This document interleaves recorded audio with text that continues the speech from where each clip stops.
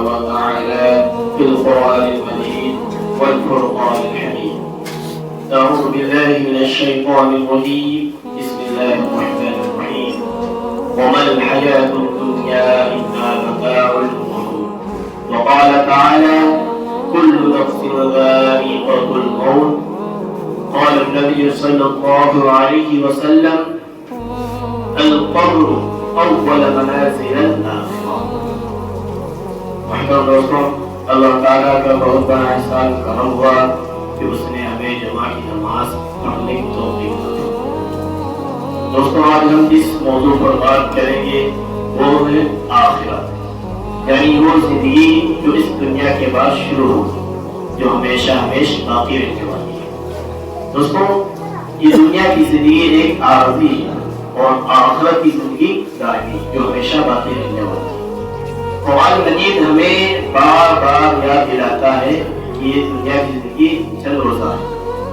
اللہ تعالیٰ نے قرآن کے اندر ارشاد فرمایا وَمَا الْحَيَاةُ الدُّنْيَا إِلَّا مَتَاعُ الْغُرُورِ، یعنی دنیا کی زندگی تو دھوکے کا سامان ہے، یعنی دنیا کی زندگی تو دھوکے کا سامان ہے. اس آیت سے مطلب یہ معلوم ہوتا ہے کہ دنیا چند روزہ ہے اور آج ہم لوگ دن رات اس دنیا کے پیچھے دوڑ بھاگ رہے ہیں، مال و دولت، عہدہ، شہرت کے لیے.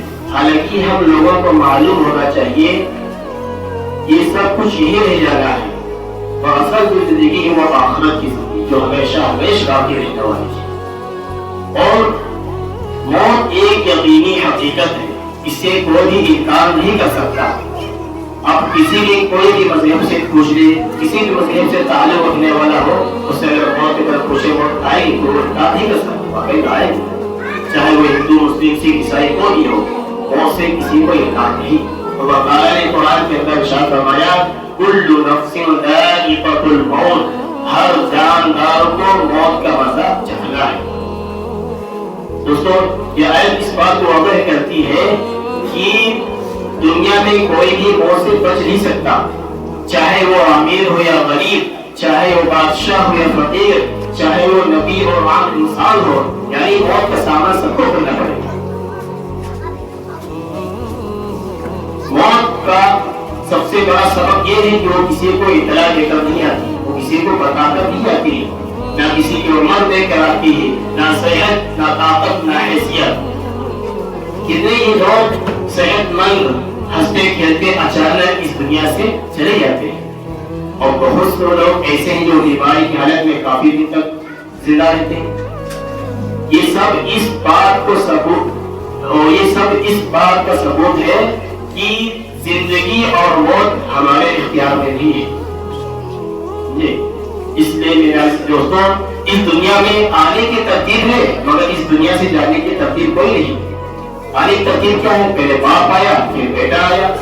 اب اس دنیا سے جانے کی ترتیب کوئی نہیں. آپ دیکھتے ہوں گے بہت ایسے لوگ پڑے ہوں گے جن کے بیٹا کا انتقال ہو گیا، ابھی باپ زندہ ہے. تو یہ سب اس بات کا ثبوت ہے کہ زندگی موت ہمارے اختیار میں نہیں ہے. اس لیے میرے عزیزوں، ہم لوگوں کو آخرت کی تیاری کرنا چاہیے. آپ صلی اللہ علیہ وسلم نے ارشاد فرمایا القبر اول منازل الآخرہ، قبر آخرت کی سب سے پہلی منزل ہے. اگر قبر کی منزل آسان ہو گئی تو باقی منزلیں آسان ہو جائیں گی، اور اگر قبر کی منزل مشکل ہوئی تو باقی منزلیں بھی مشکل ہوتی ہیں. دوستوں، یاد رکھیے دنیا کی زندگی ہماری تو یوں کرنے آئے گی، چاہے وہ سفر میں حالت چلتا ہو یا کہیں بھی اپنی بیماری کی حالت میں کیوں نہ کہیں بھی جا رہا ہو، دنیا کی زندگی تو یوں کر جائے گی. مگر جو آخرت کی زندگی ہے وہ بنا اعمال کے نہیں کرتے. اس کے لیے ہم لوگ تیاری کرنا ہے. اور ہم لوگ اس چیز کے پیچھے بھاگتے ہیں، وہ اس چیز کے پیچھے بھاگتے ہیں جو چند روزہ جیسے دنیا میں اس طرح شہرت کے. اور ہمیں چاہیے کہ ہم نیک اعمال کے پیچھے زیادہ محنت کریں تاکہ وہ ہمیشہ ہمیں سب کو ملے گی.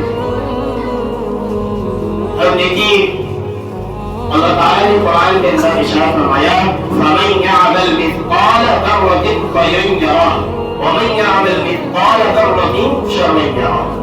بس جس نے ذرہ برابر بھی نیکی کی ہوگی اس کو دیکھ لے گا، وَمَن يَعْمَلْ مِثْقَالَ ذَرَّةٍ شَرًّا يَرَهُ، اور جس نے ذرہ برابر برائی بھی کی ہوگی وہ اس کو بھی دیکھے گا۔ دوستو یہ آیت مکمل انصاف اور حساب کی تاریکی میں وضاحت کرتی ہے، یعنی کھلے عام طور سے واضح کرتی ہے کہ ذرہ برابر سے مراد ہے کہ مرنے کے بعد چھوٹی سی نیکی جو ہے اس کا بھی حساب ہوگا، اور جو چھوٹی سی برائی وہ اس کا بھی حساب ہوگا۔ اس لیے میرے عزیز دوستوں، اگر کوئی چھوٹی سی نیکی ہے اس کو حقیر نہ جانے، اور اس طریقے سے اگر چھوٹی سی برائی ہے اس کو نظر انداز نہ کرے۔ اگر کوئی گناہ ہو جاتا ہے تو ہم لوگوں کو چاہیے توبہ کر لیں۔ اللہ تعالیٰ بہت غفور رحیم ہے، اللہ تعالیٰ 70 ماہوں سے زیادہ اپنے بندوں کو چاہتا ہے، اور پھر بھی ہم لوگ کتنی نافرمانی کر رہے ہیں، 24 گھنٹہ لیکن نافرمانی کر رہے ہیں، اس کے باوجود بھی اللہ تعالیٰ ہمیں کھلا رہا ہے، پلا رہا ہے، ہماری سانسوں کو واپس کر رہا ہے، کتنا مہربان ہے۔ اس کے باوجود بھی ہم لوگ کتنی اس کی نافرمانی کر رہے ہیں۔ میرے دوستوں، اگر مثال طور پہ اگر ہم اپنے گھر والوں کا کہنا نہ مانیں تو گھر والے ہم کو نکال دیں گے، اور ہم اللہ تعالیٰ کے یہاں بتائیں 24 گھنٹہ نافرمانی کر رہے ہیں۔ یاد رکھیے، اللہ تعالیٰ جب کسی سے ناراض ہوتا ہے اس سے کھانا پانی کچھ نہیں سیکھتا، باقی اس سے سجدے کی توفیق سیکھتا ہے۔ تو میرے عزیز دوستوں، اس ایک باتوں پر ہمیں غور و فکر کرنا چاہیے کہ اللہ تعالیٰ ہم سے کتنا راضی ہے، کتنا ناراض ہے، ہمیں کتنی سجدے کی توفیق ہو رہی ہے۔ میرے عزیز دوستوں، اور چند دن کے بعد ابھی رمضان مبارک آنے والے ہیں، اور اس کی تیاری کر لیں، کیونکہ رمضان مبارک کا مہینہ ایسا ہے، نعمتوں کا مہینہ ہے۔ رمضان مبارک میں ایک فرض کی عبادت عام دنوں میں 70 فرض کی عبادت کے برابر ثواب ہوتی ہے، اور اس طریقے سے رمضان مبارک میں جو ایک نفلی عبادت ہوتی ہے نا، وہ باقی عام دنوں میں جو فرض کی عبادت ہے اس کے برابر ہوتی ہے، تو کتنا بڑا ثواب ہے۔ تو اس لیے میرے دوستوں، اپنے آپ کو سنوار لے اور اپنے آپ کو اللہ اور اس کے رسول کے اطاعت کے مطابق زندگی میں ڈھال لے۔ یاد رکھے، مرنے کے بعد یہ عزت، شہرت اور عہدہ کچھ نہیں کام آنے والا، صرف اور صرف نیک اعمال ہی کام آئے گا۔ اللہ تعالی ہم سب کو کہنے اور سننے سے زیادہ عمل کی توفیق عطا فرمائے۔ وآخر دعوانا الحمد للہ رب العالمین۔